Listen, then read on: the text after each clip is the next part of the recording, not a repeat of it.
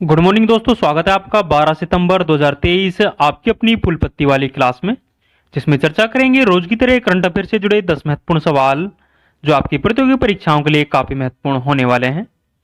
दोस्तों, यदि आपने हमारे पिछले करंट अफेयर के वीडियोज नहीं देखे हैं तो वो भी आप जरूर से देखें, जिसका लिंक इस वीडियो के नीचे कमेंट सेक्शन में मिल जाएगा। दोस्तों, वीडियो के लास्ट में जो कल के 10 क्वेश्चन है हम उनका भी रिवीजन करने वाले हैं, इसलिए आप वीडियो को लास्ट तक जरूर देखें। वीडियो काफी इंपॉर्टेंट होने वाला है। दोस्तों, यदि आप चैनल पर नए हैं तो प्लीज चैनल को सब्सक्राइब करें। यदि आपको वीडियो पसंद आता है तो प्लीज वीडियो को लाइक भी करें और ज्यादा से ज्यादा इस वीडियो को अपने दोस्तों के साथ में शेयर करें। तो बिना किसी देरी के स्टार्ट करते हैं आज का पहला क्वेश्चन।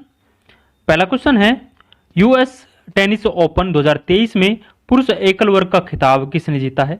तो हाल ही में यूएस टेनिस ओपन टूर्नामेंट का आयोजन हुआ है। इसमें पुरुष एकल वर्ग का खिताब है जो सर्बिया के खिलाड़ी नोवाक जोकोविक के द्वारा ये खिताब है जो जीता गया है। नोवाक जोकोविक के द्वारा ये 24वां ग्रैंड स्लैम टूर्नामेंट जीता गया है और इस तरह से नोवाक जोकोविक के द्वारा जो मार्गेट कोर्ट है इसके रिकॉर्ड की बराबरी की है। तो मार्गेट कोर्ट के भी द्वारा 24 ग्रैंड स्लैम है ये जीते गए हैं। और यूएस टेनिस ओपन के जो उपविजेता है ये डेनियल मेदवेदेव है। डेनियल मेदवेदेव है ये रूस के टेनिस खिलाड़ी है। यदि महिला वर्ग के बारे में बात करें तो महिला वर्ग की जो विजेता है ये यूएसए की 19 वर्षीय टेनिस खिलाड़ी कोको गाफ है। कोको गाफ के द्वारा पहली बार ही ग्रैंड स्लैम टूर्नामेंट को जीता गया है। यदि महिला वर्ग के उपविजेता के बारे में बात करें तो आर्यन सबलेंका है जो यूएस टेनिस महिला वर्ग की उपविजेता रही है। यह बेलारूस की खिलाड़ी है, तो यह भी आपको ध्यान रखना है। यदि यूएस ओपन के बारे में बात करें तो इसका आयोजन है जो न्यूयॉर्क के अंदर होता है और पहली बार इसकी शुरुआत है जो 1881 से हुई थी, तो यह भी आपको ध्यान रखना है। आप सभी को भली भांति पता है कि साल में 4 ग्रैंड स्लैम टूर्नामेंट होते हैं। इसकी शुरुआत है जो ऑस्ट्रेलिया ओपन से होती है और खत्म है जो यूएस ओपन पे होता है। तो ऑस्ट्रेलिया ओपन का जो खिताब है ये नोवाक जोकोविक के द्वारा जीता गया था। पुरुष वर्ग में नोवाक जोकोविक के, जबकि महिला वर्ग में बेलारूस की आर्यन सबलेंका के द्वारा जीता गया था। फ्रेंच ओपन है ये नोवाक जोकोविक के द्वारा जीता गया था। नोवाक जोकोविक है ये सर्बिया के रहने वाले हैं। और फ्रेंच ओपन में जो महिला वर्ग का खिताब है ये ईगा स्वेटेक के द्वारा जीता गया था। ईगा स्वेटेक है ये पोलैंड की खिलाड़ी है। यदि विंबलडन ओपन के बारे में बात करें तो विंबलडन ओपन है ये कार्लोस अल्कराज के द्वारा जीता गया था।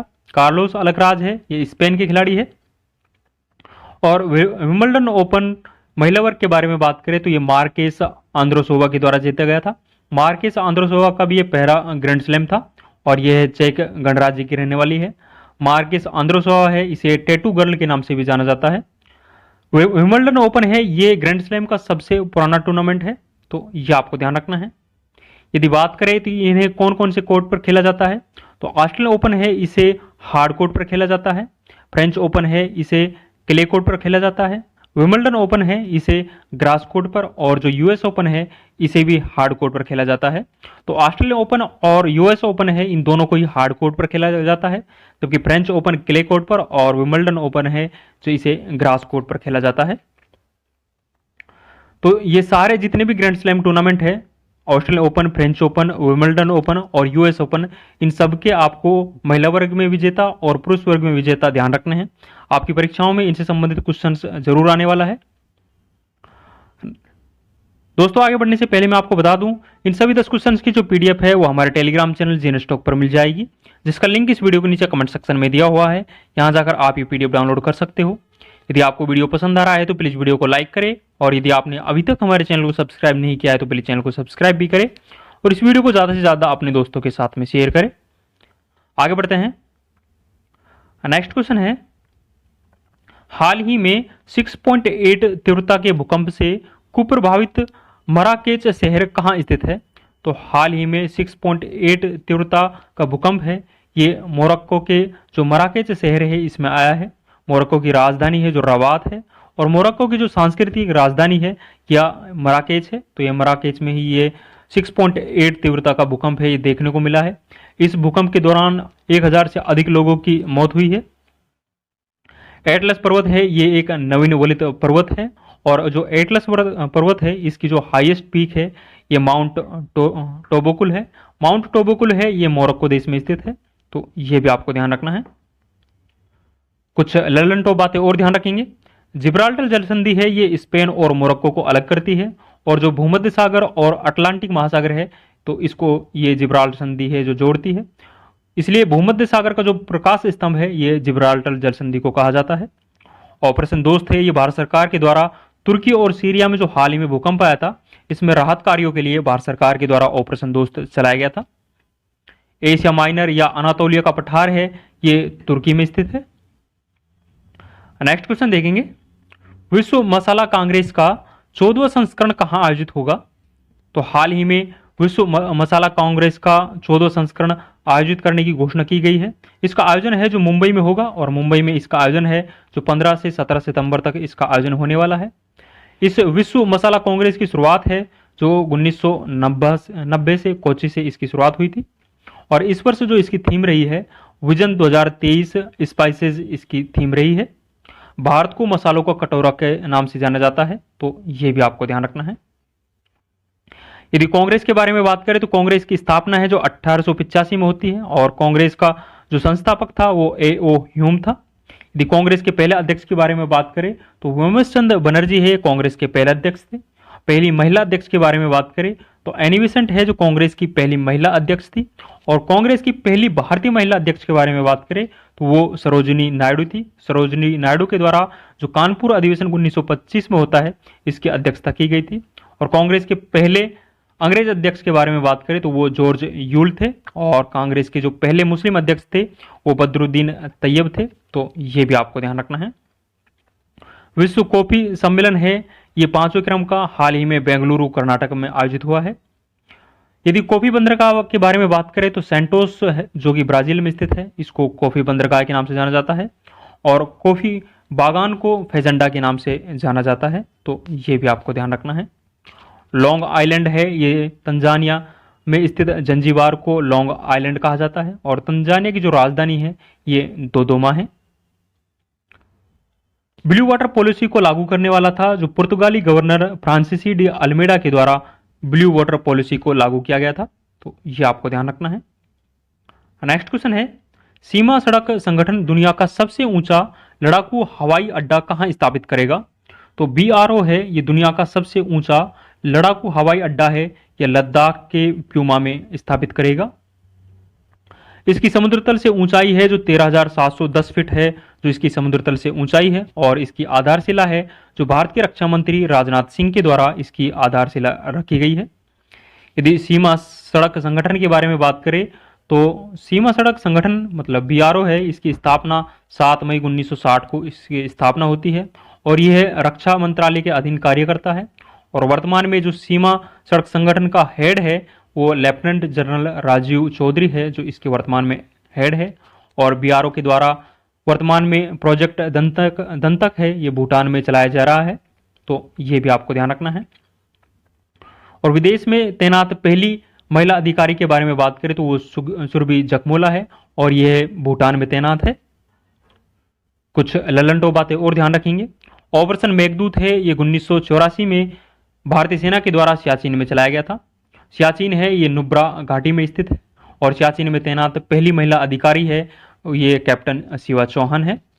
वुड कार्विंग को हाल ही में GI टैग प्रदान किया गया है, ये लद्दाख का उत्पाद है। हेमिस फेस्टिवल है ये लद्दाख में सेलिब्रेट किया जाता है। लोसर फेस्टिवल है ये भी लद्दाख में सेलिब्रेट किया जाता है, तो ये भी आपको ध्यान रखना है।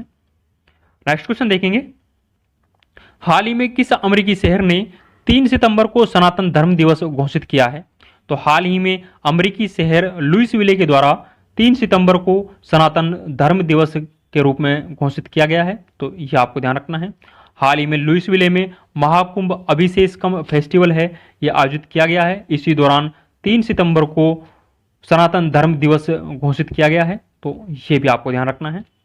अमेरिका का एक और शहर जॉर्जिया है। जॉर्जिया में अक्टूबर माह है, इसको हिंदू हेरिटेज मंथ है जो जॉर्जिया प्रांत के द्वारा घोषित किया गया है, तो ये भी आपको ध्यान रखना है। यदि अमेरिका के बारे में बात करें तो अमेरिका में 50 प्रांत हैं। अमेरिका की राजधानी है जो वॉशिंगटन डीसी है। वॉशिंगटन डीसी है जो पोटामेक नदी के किनारे स्थित है और वर्तमान में जो अमेरिका के राष्ट्रपति है वो जो बाइडन है और उपराष्ट्रपति के बारे में बात करें तो कमला हैरिस है जो कि भारतीय मूल की है। कुछ ललंटो बातें और ध्यान रखेंगे। मोना लाओ ज्वालामुखी है ये हवाई द्वीप USA में स्थित है। रॉकीज पर्वत से नीचे उतरने वाली हवा है, इनको चिनूक के नाम से जाना जाता है। ग्रैंड कैनियन जो कि सबसे गहरा गड्ढा है, ये कोलोराडो नदी के ऊपर स्थित है। कोलोराडो नदी के ऊपर है ये ग्रैंड कैनियन गड्ढा है। नेक्स्ट क्वेश्चन देखेंगे, शांति स्वरूप भटनागर पुरस्कार 2022 के तहत जैविक विज्ञान की श्रेणी में किसे चुना गया है? तो हाल ही में शांति स्वरूप भटनागर पुरस्कार 2022 की घोषणा की गई है। इसमें जैविक विज्ञान की श्रेणी में डॉक्टर अश्विनी कुमार और डॉक्टर मदिका सुब्बा रेड्डी है, इनको चुना गया है। टोटल 12 विजेताओं को चुना गया है और शांति स्वरूप भटनागर पुरस्कार है जो 7 श्रेणियों में प्रदान किया गया है, तो टोटल 12 विजेताओं को यह प्रदान किया गया है। यदि शांति स्वरूप भटनागर पुरस्कार के बारे में बात करें तो इसके संस्थापक है जो शांति स्वरूप भटनागर रहे हैं और पहली बार इसे 1953 में दिया गया था। विज्ञान के क्षेत्र में यह पुरस्कार है जो प्रदान किया जाता है और पुरस्कार स्वरूप इसमें 5 लाख रुपए की राशि है जो प्रदान की जाती है, तो यह आपको ध्यान रखना है। कुछ लल्लनटो बातें और ध्यान रखेंगे। CSIR की पहली महिला महानिदेशक है ये नल्ला थम्बी कलाईसेल्वी बनती है और CSIR के जो हेड होते हैं वो भारतीय प्रधानमंत्री होते हैं, तो ये आपको ध्यान रखना है और इसकी स्थापना है जो 1942 में होती है। रेमन मैग्सेस अवार्ड है जो डॉक्टर रवि कन्नन को हाल ही में प्रदान किया गया है। डॉक्टर रवि कन्नन है जो एक कैंसर विशेषज्ञ है, कैंसर रोग विशेषज्ञ है। सेबी की वर्तमान में अध्यक्ष है जो माधवीपुरी बुच है। सेबी की स्थापना है जो 1988 में होती है। 1992 के अधिनियम के तहत सेबी की स्थापना होती है, तो यह आपको ध्यान रखना है। नेक्स्ट क्वेश्चन देखेंगे, हाल ही में US news and world report की वार्षिक सर्वश्रेष्ठ देशों की रैंकिंग 2023 में शीर्ष स्थान किसे मिला है? तो हाल ही में US news and world report जारी की गई है।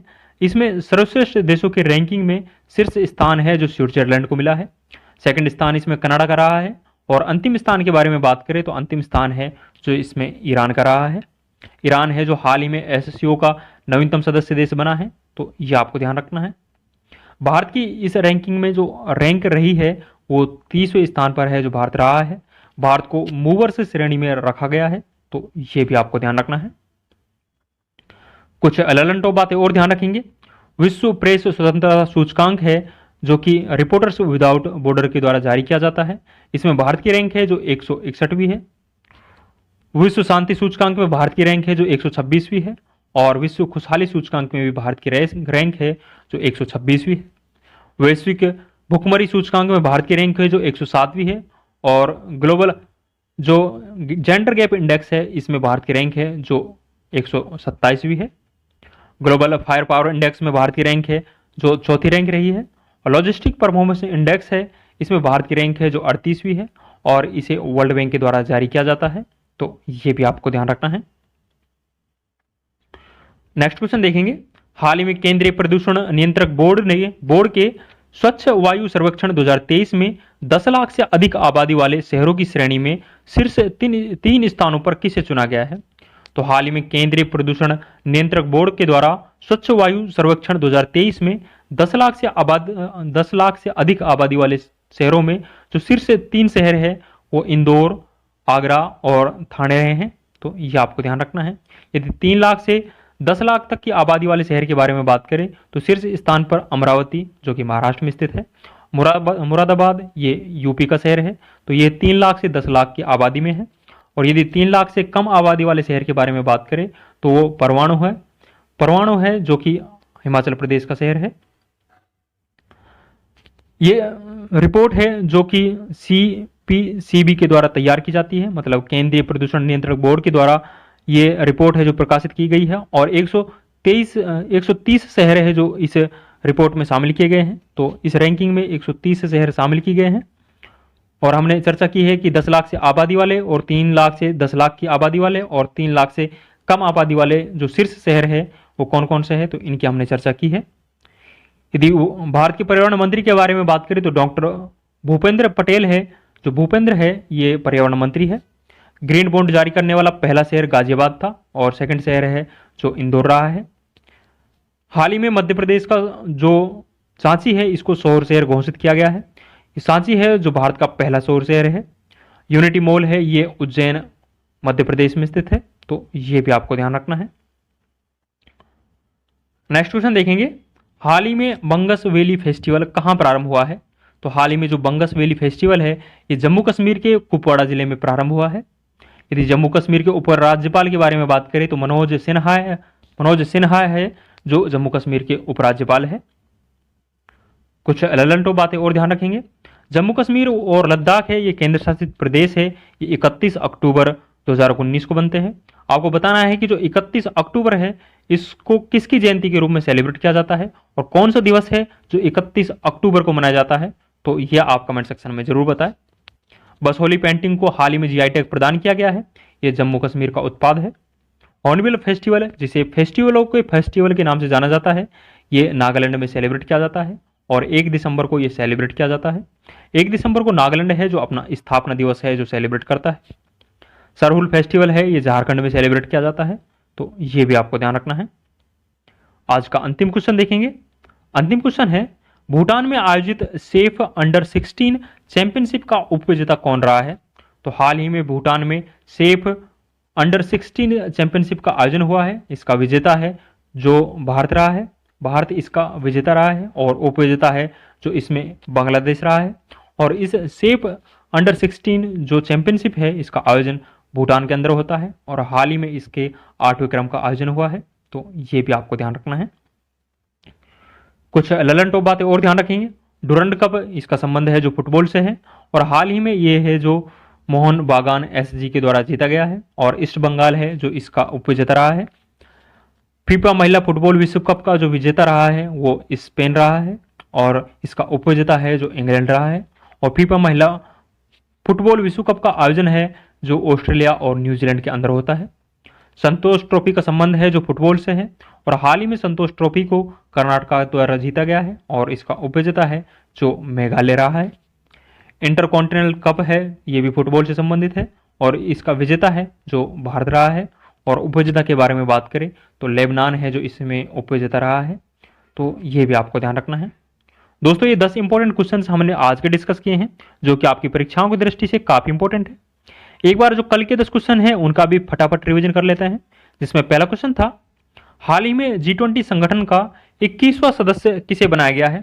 तो हाल ही में भारत की अध्यक्षता के दौरान G20 संगठन का 21वां सदस्य है जो अफ्रीकी संघ को बनाया गया है। अफ्रीकी जो यूनियन है इसको G20 का 21वां सदस्य है जो बनाया गया है।